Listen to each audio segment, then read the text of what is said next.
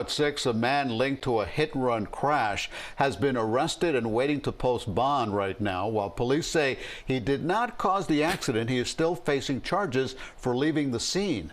The man in question is a member of the Venezuelan opposition, and he now faces the possibility of being deported back to his country. CBS News Miami's Yvonne Taylor is at the jail in West Miami-Dade. And Yvonne, the last thing he would want, I assume, is to be deported to Venezuela.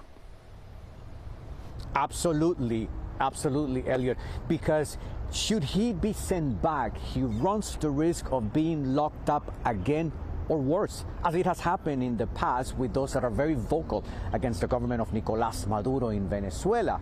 Gilbert Caro is a former political prisoner. Now, if he did not cause the accident, the question is, why did he leave the scene? We asked Miami police. We're trying to see why he left the scene. According to Miami Police PIO Mike Vega, they still do not have an answer why 50-year-old Gilbert Caro left the scene of this triple crash Monday morning. Investigators said Caro did not cause the accident, yet he fled by foot, leaving the SUV Tahoe he was driving. We're not saying that he had drank anything. It was early in the morning. He was going to pick up food. So we're still trying to figure out what was it that led him to leave the scene of an accident. Caro is a political prisoner, now facing the possibility of being deported. 2 años y medio. With his voice cracking, Gilbert Caro revealed he has been in the U.S. for 2.5 years.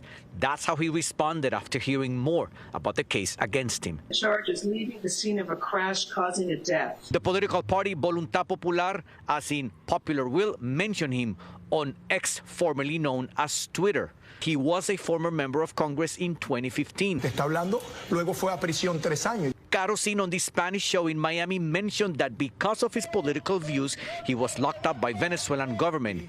If this is the case, deporting this man could have serious consequences. Even though this man was not the one who caused the accident, but he fled the scene, will he be charged for the whole accident? No, so he will not be charged for the accident because based on the video evidence that we have, the person at fault is the victim.